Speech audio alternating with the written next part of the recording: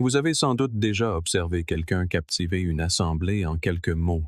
Tout le monde se penche pour l'écouter, boit ses paroles et s'en souvient longtemps après la fin de la conversation.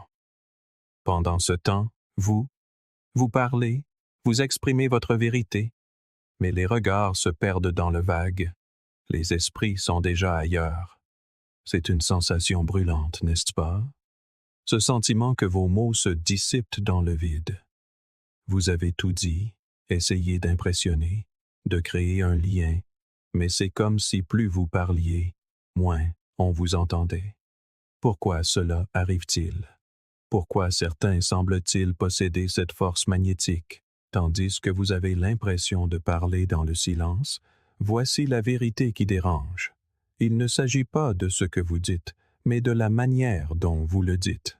Il s'agit du poids de votre présence, de la quiétude qui sous-tend vos paroles. Les stoïciens l'avaient compris. Marc Aurèle disait « L'âme se teint de la couleur de ses pensées ». Il ne suffit pas de parler. Vous devez incarner la vérité que vous souhaitez communiquer. Les mots sans présence ne sont que du bruit, et votre attention, votre retenue, détiennent bien plus de pouvoir que votre performance. Si vous êtes las de parler à des oreilles sourdes, fatigué d'être ignoré, il est temps de cesser d'ajouter des mots et de commencer à soustraire les distractions. Si vous êtes prêt à découvrir le pouvoir d'en dire moins, de parler avec une présence et une intention véritable, alors abonnez-vous. Il s'agit de s'engager dans un voyage de maîtrise de soi, de croissance et de connexion authentique. Explorons cela plus en détail.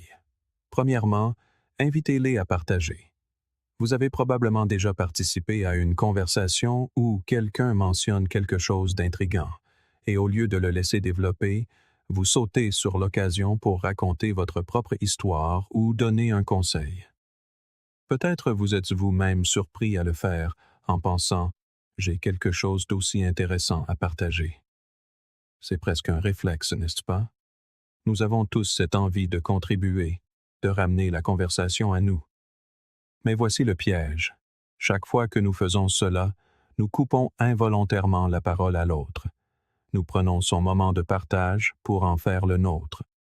Et si, au lieu de vous lancer dans vos propres réflexions, vous disiez simplement « racontez-moi plus ».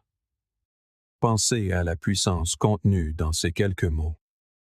Ce n'est pas seulement une demande d'en savoir plus, c'est une invitation. Une invitation pour l'autre à s'ouvrir pleinement, à sentir que son histoire compte.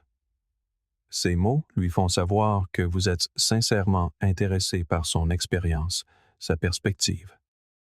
Vous lui donnez l'espace de parler, non pas parce que vous voulez répliquer avec une répartie brillante, mais parce que vous désirez sincèrement approfondir ce qu'il est en train de dire. Ce passage de la parole à l'écoute véritable peut tout changer. Il peut transformer une conversation banale en quelque chose de profond. Quand quelqu'un parle, il partage souvent une part de lui-même, un moment de vulnérabilité ou d'enthousiasme. En demandant simplement « racontez-moi plus », vous honorez cette vulnérabilité. Vous l'invitez à plonger plus profondément dans son récit, à l'explorer avec vous. C'est un acte d'humilité, de présence. C'est le choix de s'effacer pour que l'autre se sente écouté. En laissant les autres partager librement, nous leur donnons le privilège de devenir qui ils sont vraiment en notre présence.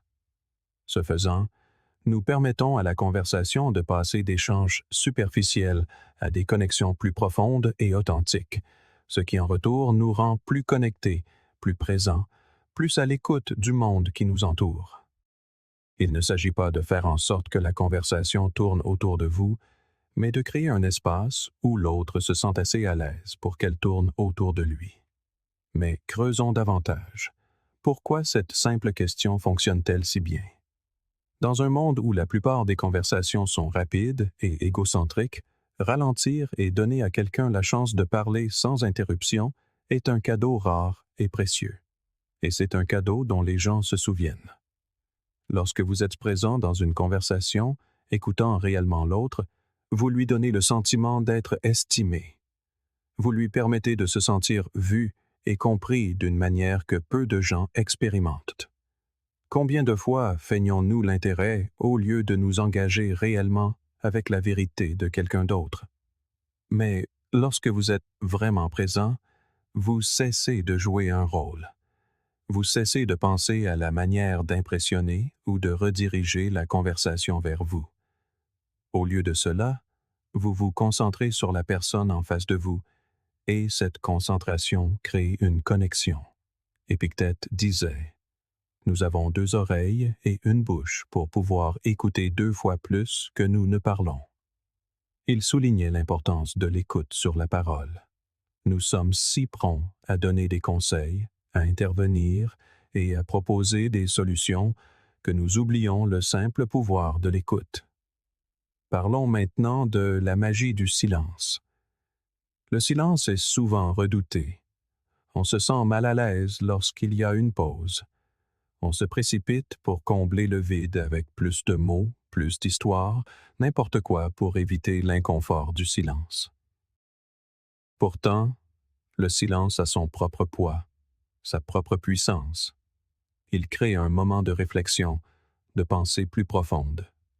Et lorsque vous dites « racontez-moi plus », puis que vous attendez, vous permettez à l'autre de s'emparer de ce moment. Pensez à une conversation où l'autre personne vous écoute attentivement, vous laissant partager sans interruption. Quel effet cela produit-il? On se sent important. On a le sentiment que nos pensées ont du poids. C'est parce que la véritable écoute donne du pouvoir aux mots qui sont prononcés. Et lorsque vous offrez cet espace à quelqu'un, il vous le rendra. Il voudra vous écouter, non par politesse, mais parce qu'il souhaite sincèrement vous comprendre. C'est là que ça devient intéressant. Quand vous laissez les autres parler, quand vous écoutez pleinement et sans jugement, vous devenez le genre de personne qui attire les autres.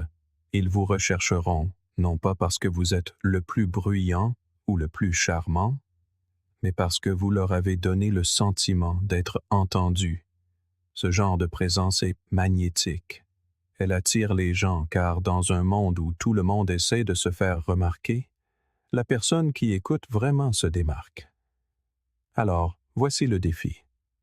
La prochaine fois que vous serez dans une conversation, cessez de jouer un rôle. Laissez l'autre parler. Demandez-lui de vous en dire plus et écoutez. Écoutez comme vous n'avez jamais écouté auparavant. Et dans cet espace, vous découvrirez une connexion plus profonde et le genre de charisme qui ne vient pas de l'effort, mais du simple fait d'être. En fin de compte, le charisme ne réside pas dans ce que vous ajoutez, mais dans ce que vous retirez.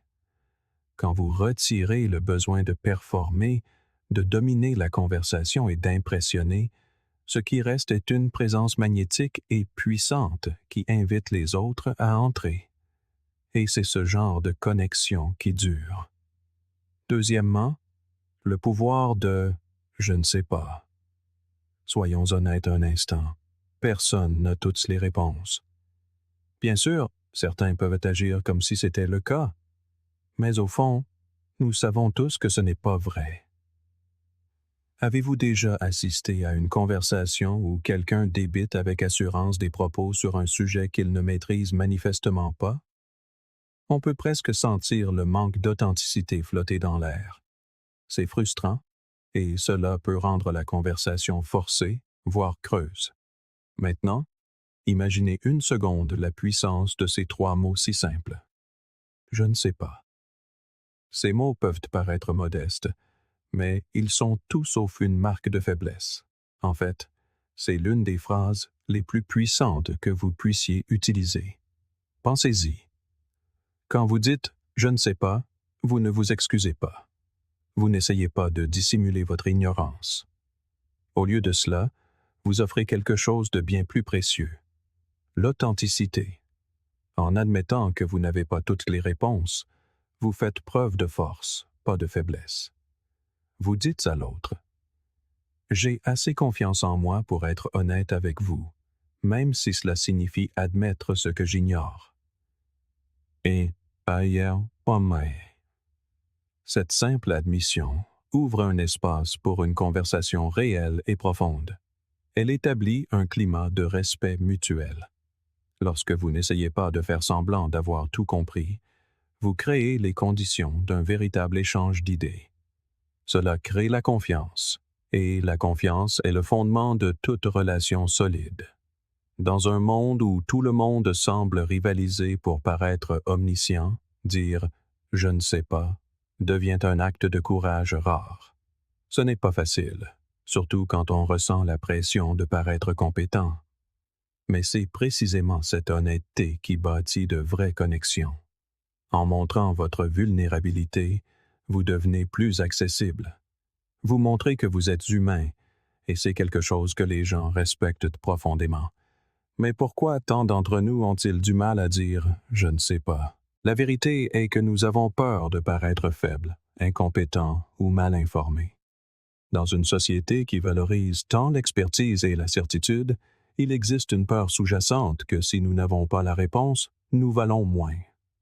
Mais voici le paradoxe. Admettre son ignorance augmente en réalité votre crédibilité. Pensez-y. Plus quelqu'un prétend tout savoir, plus nous devenons méfiants. Mais quand quelqu'un admet ses limites, il montre qu'il est honnête et sûr de lui, un trait qui suscite le respect. Bien sûr, ce n'est pas facile, mais lorsque vous cessez de prétendre tout savoir, vous vous donnez la possibilité d'apprendre réellement. C'est comme si un poids était levé de vos épaules. Vous pouvez alors vous laisser porter par la curiosité, et c'est là que la vraie magie opère. C'est dans l'espace de l'incertitude que la créativité et la croissance s'épanouissent. Dire « je ne sais pas » est une invitation à collaborer, à explorer et à apprendre de ceux qui vous entourent. Cela déplace l'attention de votre expertise personnelle vers le voyage partagé de la découverte. D'une certaine manière, dire « je ne sais pas » élève en réalité votre voix. Cela montre que vous êtes ouvert à être façonné par la conversation et non à la dominer avec vos propres certitudes. Il y a un autre aspect que nous négligeons souvent. Dire « je ne sais pas » crée un espace pour que les autres puissent contribuer. En admettant que vous n'avez pas toutes les réponses, vous invitez les autres à partager leurs pensées. Il ne s'agit pas de renoncer à votre position, mais de créer une conversation plus équilibrée et réciproque. Alors, la prochaine fois que vous serez confronté à une question pour laquelle vous n'avez pas de réponse immédiate, résistez à l'envie de faire semblant. Laissez plutôt ces 3 mots sortir de votre bouche. Je ne sais pas. Que ce ne soit ni une excuse, ni des excuses. Que ce soit une déclaration de votre authenticité. Un signal que la vérité vous intéresse plus que les apparences. Et observez comment vos conversations changent. En fin de compte, la beauté de dire « je ne sais pas » est que cela ouvre la porte à tout ce que vous pouvez savoir.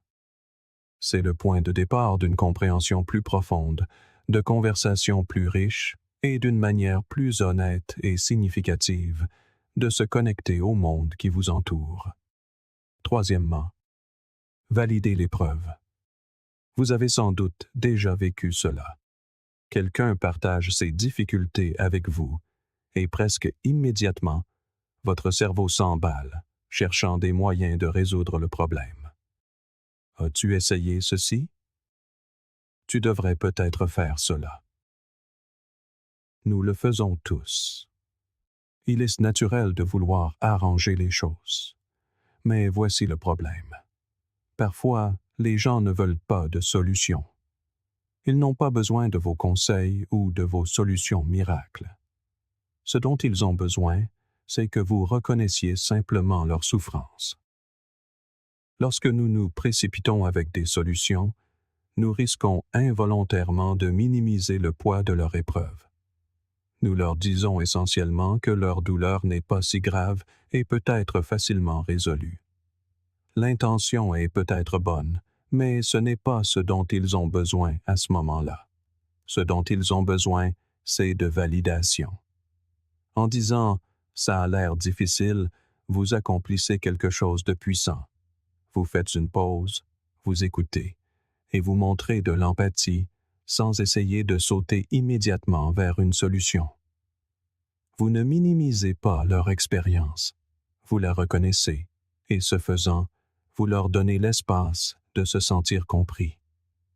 Il y a quelque chose d'incroyablement puissant dans le fait d'être vu et entendu, surtout lorsqu'on traverse une situation difficile. Nous l'avons tous vécu, ce moment où nous luttons, et au lieu de se précipiter pour offrir des solutions, quelqu'un dit simplement « Je n'ose imaginer à quel point cela doit être dur ». Ce ne sont pas les conseils qui nous marquent, c'est le sentiment d'être vu, que quelqu'un a pris un moment pour vraiment comprendre sans se presser de réparer les choses. C'est réconfortant, et cela nous fait nous sentir moins seuls. Cet acte simple de reconnaissance est souvent plus utile que n'importe quel conseil que nous pourrions donner. Quand vous dites « ça a l'air difficile », vous donnez à la personne l'espace de traiter ses émotions. Vous la laissez s'exprimer pleinement sans sentir le besoin de faire bonne figure ou de justifier ses sentiments. C'est une façon puissante de bâtir la confiance, car lorsque les gens se sentent entendus, ils se sentent respectés. Sénèque a dit un jour « Nous souffrons plus souvent dans l'imagination que dans la réalité ». C'est un rappel puissant qu'une grande partie de notre souffrance vient de la façon dont nous percevons nos luttes. Quand quelqu'un écoute notre douleur sans chercher à la résoudre, il nous donne l'espace de la comprendre à nos propres conditions. Il nous aide à la traiter, non pas en la résolvant pour nous, mais en étant simplement là. Ainsi, notre fardeau émotionnel s'allège et nous acquérons une perspective plus claire sur notre propre expérience. Pensez-y. Comment vous sentez-vous quand quelqu'un essaie immédiatement de vous dire ce que vous devriez faire? Cela peut sembler dédaigneux. C'est presque comme s'il vous disait que vos émotions ne sont pas valides. Mais quand quelqu'un reconnaît simplement votre lutte, c'est comme s'il disait « Je te vois, je t'entends. Tu n'as pas à être parfait ou à avoir toutes les réponses maintenant. » Ce simple acte d'empathie tisse des liens plus profonds. Vous dites « Je vois ta douleur et je n'ai pas besoin de la réparer. J'ai juste besoin d'être là avec toi dans ce moment. » Les gens sentent quand vous êtes sincèrement présent dans leur épreuve. Et voici ce qu'il en est. Ce genre d'empathie ne profite pas seulement à la personne que vous écoutez. Elle fait aussi de vous une personne meilleure et plus connectée. Lorsque vous pouvez vous asseoir avec quelqu'un dans son inconfort et résister à l'envie de tout arranger, vous cultivez la patience et la compréhension. Vous apprenez à tenir l'espace pour les autres et, ce faisant, vous approfondissez votre intelligence émotionnelle. Il ne s'agit pas seulement d'aider les autres, il s'agit de devenir un individu plus compatissant et plus conscient de lui-même. Quand vous reconnaissez la douleur de quelqu'un en disant « ça a l'air difficile », vous lui permettez d'être vrai avec vous. Vous lui permettez d'exprimer ses émotions sans crainte de jugement. Et c'est une chose rare dans le monde d'aujourd'hui. Nous vivons dans une société qui nous pousse souvent à surmonter rapidement les difficultés, à tout réparer immédiatement. Mais en réalité, c'est dans l'inconfort, la lutte et la vulnérabilité que naissent les véritables liens et la croissance personnelle. Ce genre de présence ne donne pas seulement aux gens le sentiment d'être entendus, elle leur donne le sentiment d'être en sécurité.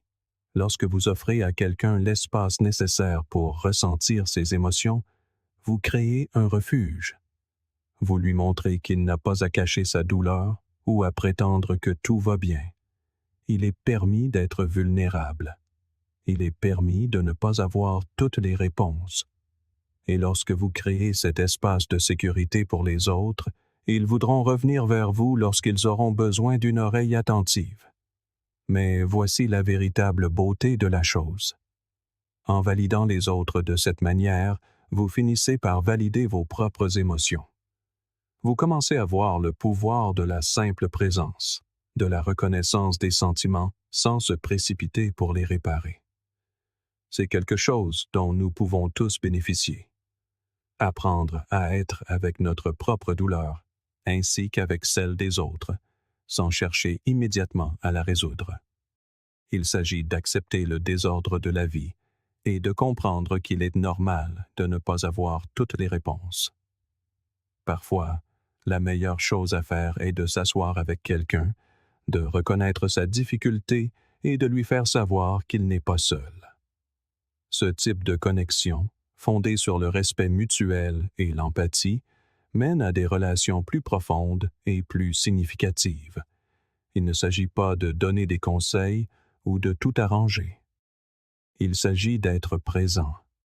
Il s'agit de dire « Je vois ta lutte et je suis là avec toi, quoi qu'il arrive. » Et en faisant cela, non seulement vous aidez l'autre personne, mais vous créez aussi un lien plus fort et plus compatissant avec elle.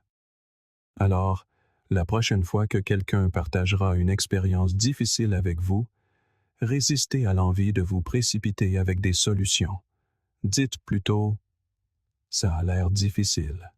Faites-lui savoir que vous voyez sa lutte et que vous n'êtes pas pressé de la régler, mais simplement d'écouter. Créez cet espace pour la vulnérabilité et observez à quel point vos liens deviennent plus profonds, vos relations plus solides, et à quel point vous gagnez en respect simplement en étant présent. Laissez la pause faire son œuvre. Le silence. C'est une de ces choses qui a souvent mauvaise réputation. On nous apprend à le craindre, à le combler, à le faire disparaître. Le silence est gênant. Il est inconfortable. Lorsqu'une pause survient dans une conversation, la plupart d'entre nous paniquent, cherchant frénétiquement la prochaine chose à dire. Nous nous empressons de combler le vide parce que nous ne voulons pas qu'il paraisse vide. Et pourtant, si je vous disais que le silence pourrait être l'un de vos outils de communication les plus puissants, pensez-y. Dans un monde où tout le monde parle, où chaque espace est rempli de bruit, être à l'aise avec le silence est un acte de force. Il incite les gens à vous remarquer. Quand tout le monde se précipite pour parler, quand les mots fusent de toutes parts, la personne qui peut s'asseoir en silence sans se presser de combler le vide devient magnétique. Le silence, à sa manière discrète, attire les gens. Il signale que vous n'êtes pas simplement en train de réagir ou de passer le temps. Vous êtes présent, vous réfléchissez, vous vous engagez dans l'instant. Avez-vous déjà eu une conversation où quelqu'un a dit quelque chose de profond et, au lieu de vous lancer avec vos propres pensées, vous êtes simplement resté assis avec cela? Peut-être avez-vous laissé le poids de ces mots s'imprégner. Vous avez fait une pause. Vous avez laissé la signification de ce qu'il venait de dire s'installer avant de répondre. Ce moment de silence, aussi bref soit-il, a eu plus d'impact que n'importe quel mot n'aurait pu en avoir. C'est le pouvoir du silence. Il ne se contente pas de laisser un vide, il offre un espace.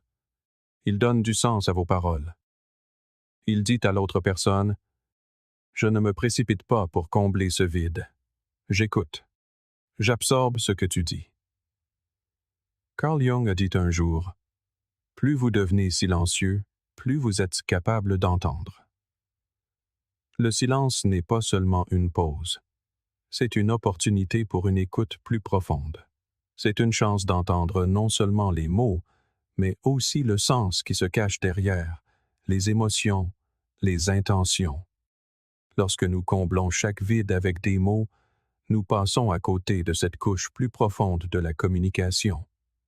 Mais lorsque nous embrassons le silence, nous nous permettons d'entendre et de comprendre plus pleinement.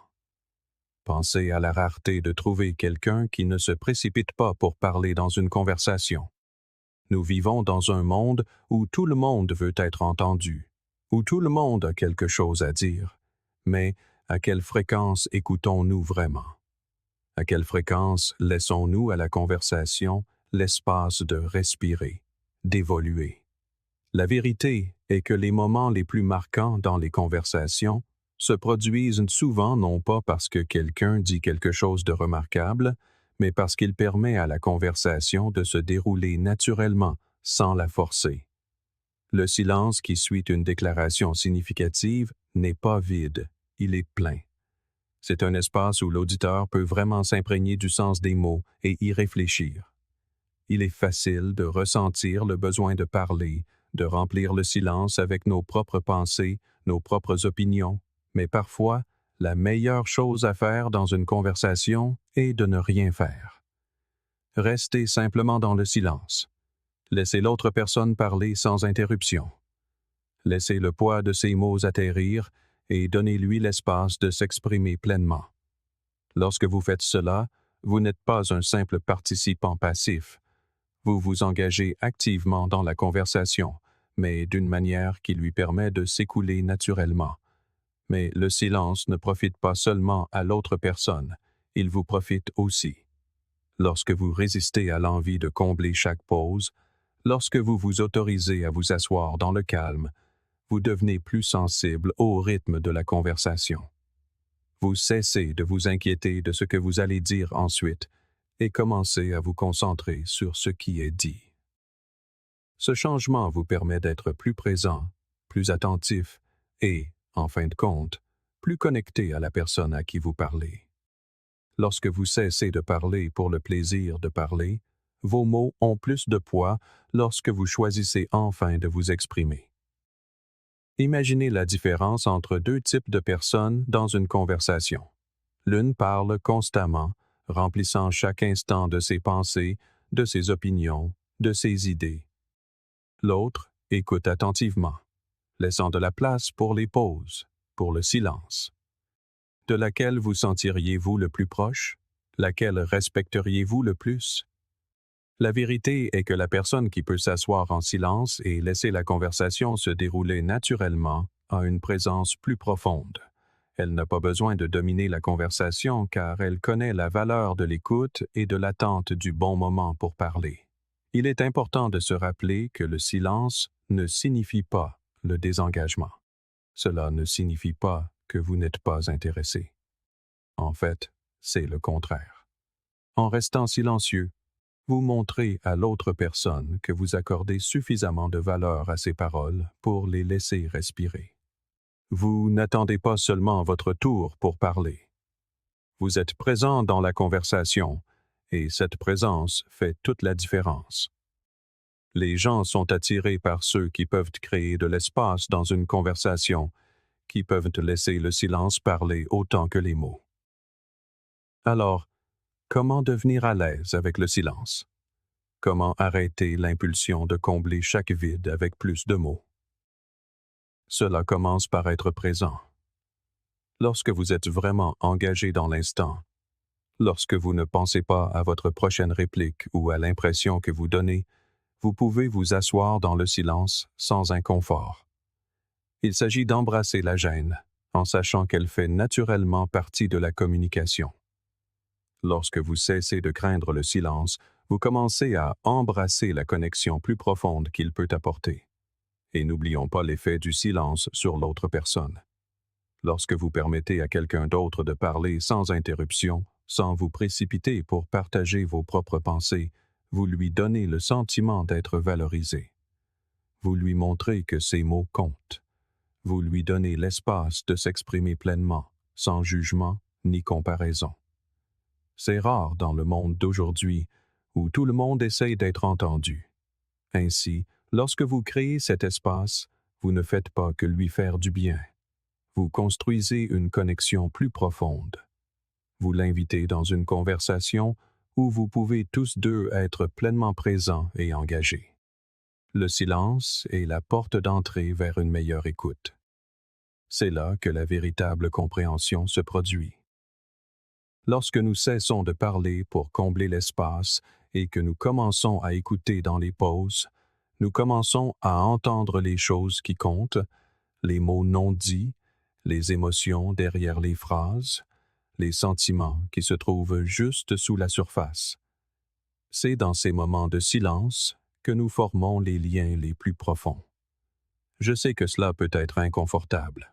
Le silence ressemble souvent à un vide qui doit être comblé, mais il n'est pas obligé de l'être. En fait, embrasser le silence peut être l'un des moyens les plus puissants de communiquer. C'est la pause qui permet à tout de s'installer. C'est l'immobilité qui donne à vos mots leur sens et leur poids. Et lorsque vous embrasserez ce pouvoir, lorsque vous cesserez de vous précipiter pour combler le silence, vous constaterez que vos conversations deviendront plus riches, plus significatives et plus connectées.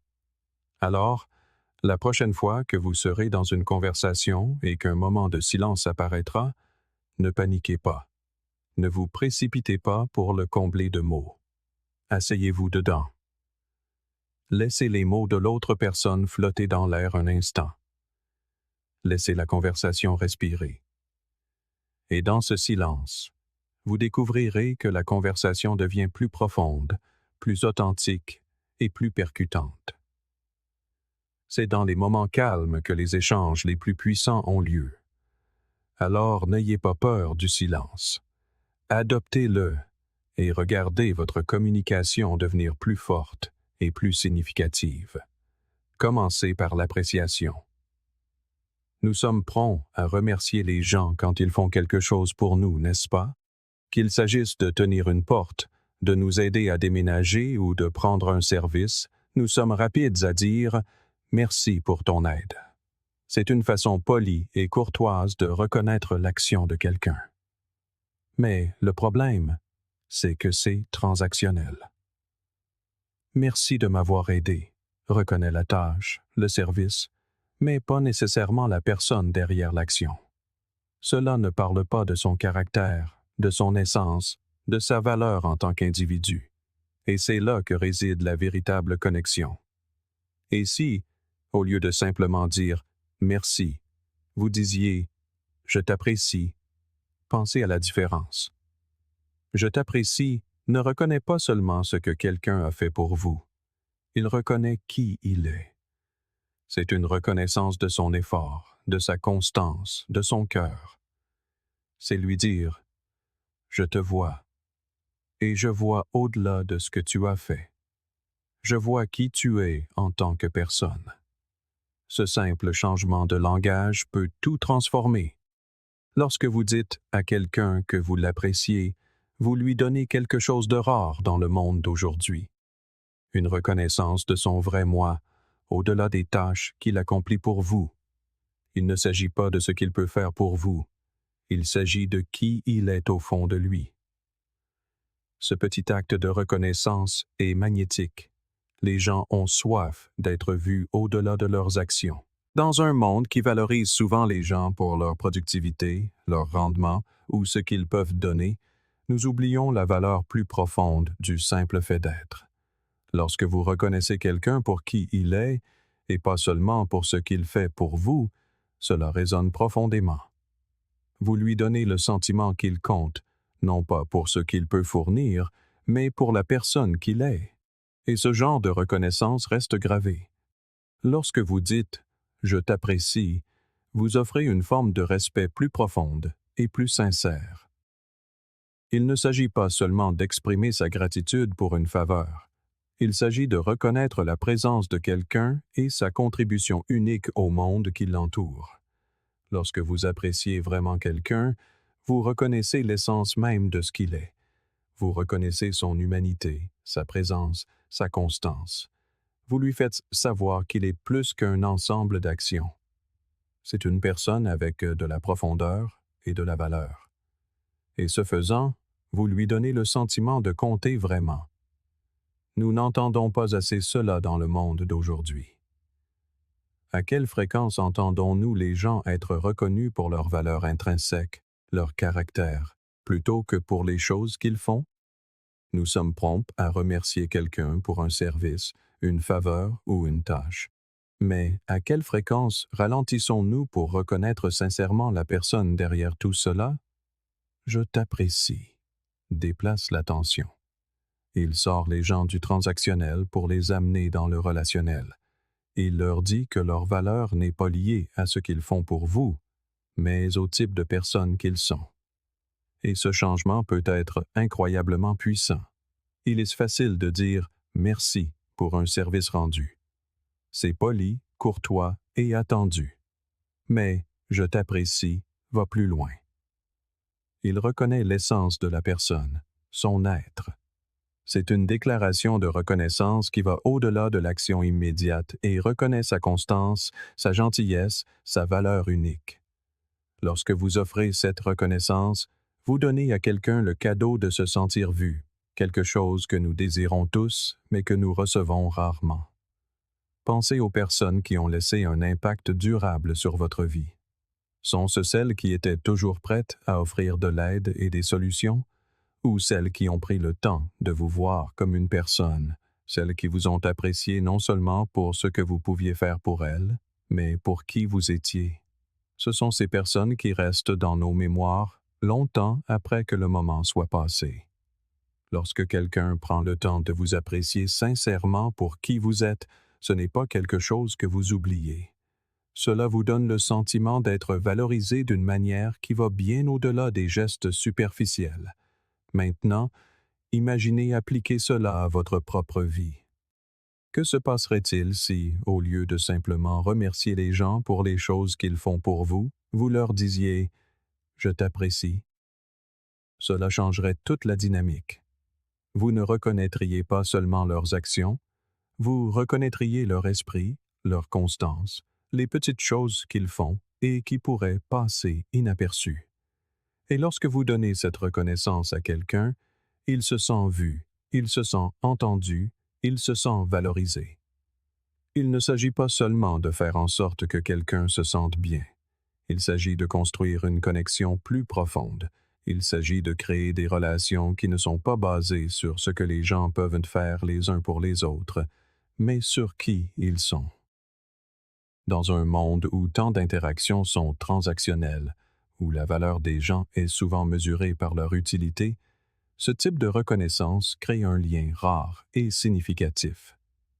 C'est un rappel que nous sommes tous plus que les rôles que nous jouons. Nous sommes des individus avec de la profondeur, des luttes, des histoires. Et quand vous dites « je t'apprécie », vous dites à quelqu'un « tu comptes ». Sénèque a écrit un jour « Nul homme n'est libre s'il n'est maître de lui-même ». Cela résonne lorsque nous considérons la valeur de la conscience de soi et de l'authenticité dans nos interactions avec les autres. Lorsque nous disons « je t'apprécie », nous ne faisons pas que des paroles en l'air. Nous pratiquons l'authenticité.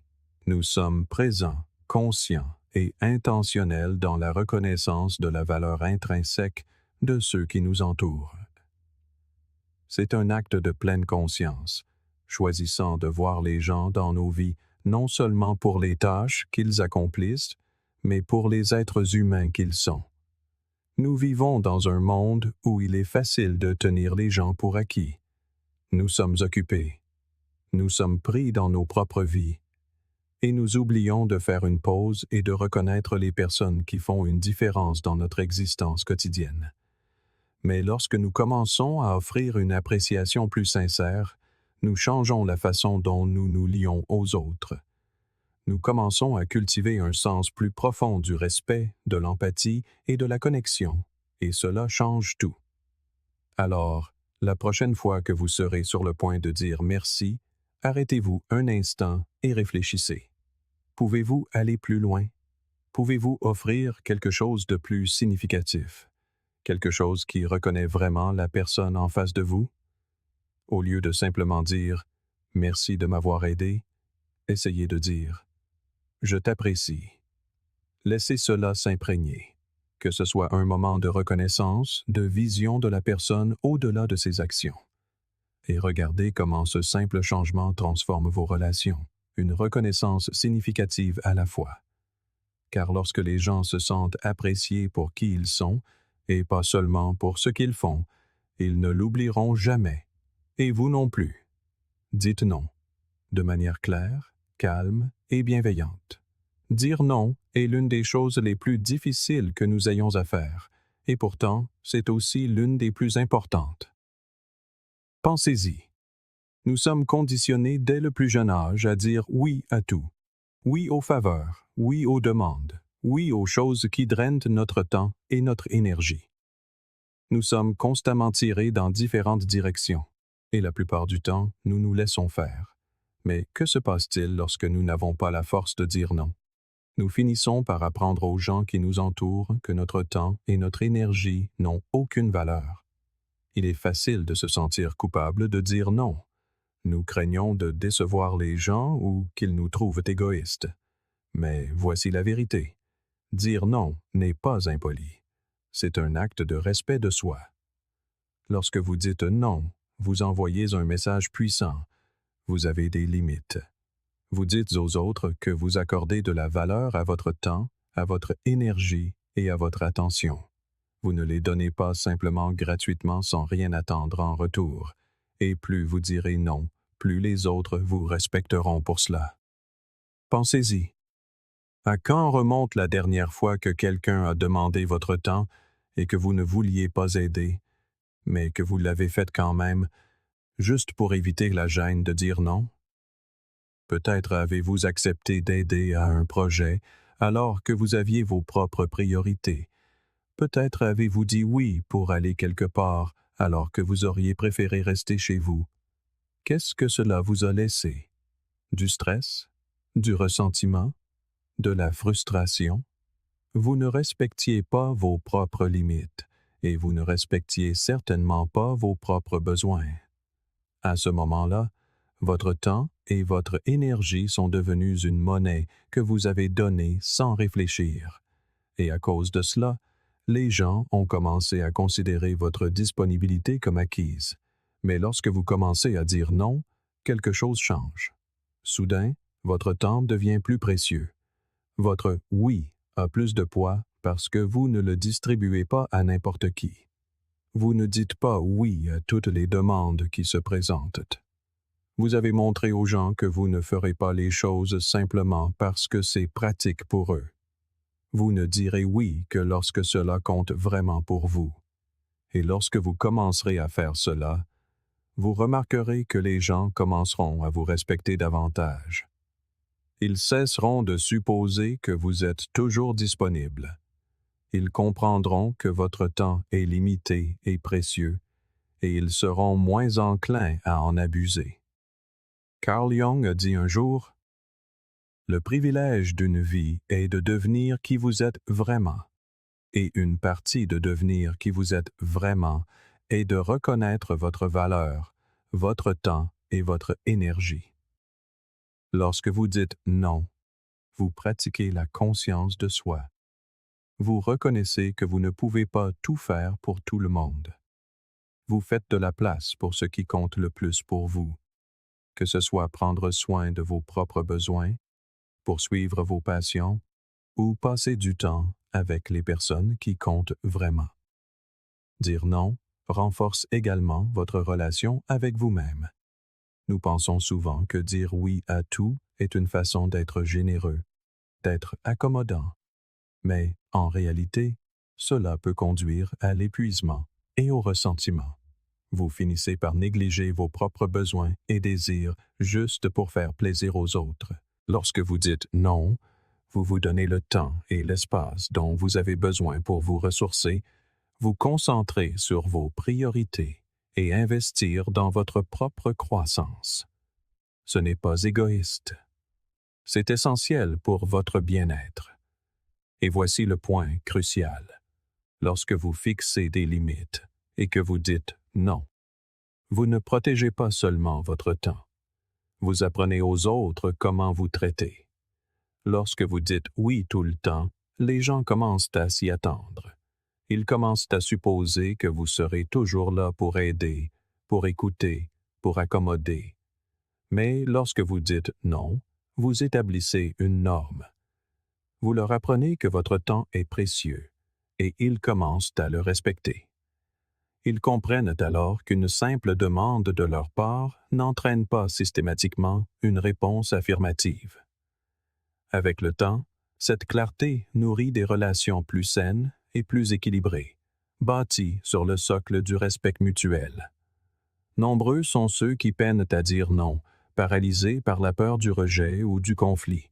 Ils redoutent de décevoir, craignent de passer pour une personne difficile ou peu aimable. Mais la vérité est tout autre. Dire non, ce n'est pas rejeter l'autre, c'est se protéger soi-même. C'est tracer une ligne claire pour que vos propres besoins soient aussi respectés. C'est trouver un équilibre vital et s'assurer de ne pas s'épuiser au service des autres. On peut parfaitement être bienveillant et prévenant tout en posant des limites. Rappelez-vous également que dire non ne signifie pas fermer la porte aux autres. Ce n'est pas un signe de mépris ou d'indifférence. Au contraire, cela peut même renforcer vos relations. Lorsque vous refusez ce qui n'est pas aligné avec vos valeurs ou vos objectifs, vous dites oui à ce qui l'est. Vous dites oui à votre propre bien-être, à vos priorités, à tout ce qui vous nourrit et vous épanouit. Et en faisant de la place pour ces choses essentielles, vous devenez une meilleure version de vous-même dans tous les aspects de votre existence. Dire non est un acte d'écoute. Une écoute tournée vers l'intérieur, vers vos besoins, votre voix intérieure, vos limites. C'est un moyen d'honorer vos propres frontières et de comprendre que vous ne pouvez pas tout être pour tout le monde. Il faut s'écouter soi-même avec la même attention que l'on porte aux autres.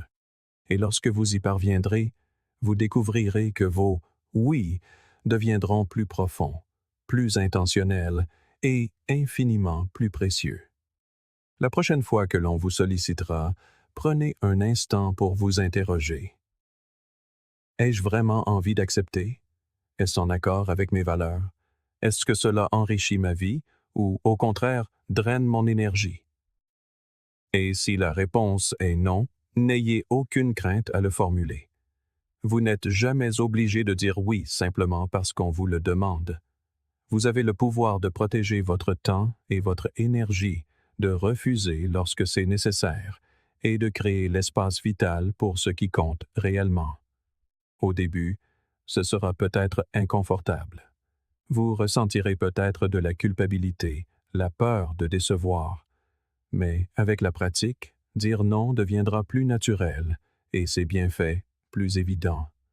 Vous découvrirez que vous avez plus de temps pour ce qui importe vraiment, plus d'énergie pour ce que vous aimez, et que vous inspirez davantage de respect à votre entourage. En disant non, vous ne faites pas que poser des limites. Vous vous rendez votre liberté. Alors, cessons d'avoir peur de dire non. Cessons de nous surengager et de sous-vivre. Commençons à chérir notre temps, notre énergie et notre bien-être. Ce faisant, nous bâtirons des vies plus intentionnelles, plus épanouissantes, et finalement, plus connectées à l'essentiel. Souvenez-vous, votre temps est précieux. Chaque « non » que vous prononcez est un pas de plus pour protéger votre énergie et vous concentrer sur ce qui importe réellement. En posant des limites, vous ne faites pas que préserver votre bien-être. Vous créez un espace pour grandir, pour la clarté d'esprit et pour tout ce qui résonne avec votre véritable raison d'être. Merci de faire partie de la communauté du Journal Stoïcien. Si cette vidéo a résonné en vous, n'hésitez pas à découvrir l'une des suggestions qui s'affichent à l'écran. Continuez de grandir, de poser vos limites et de vivre de manière intentionnelle. À très bientôt pour la suite.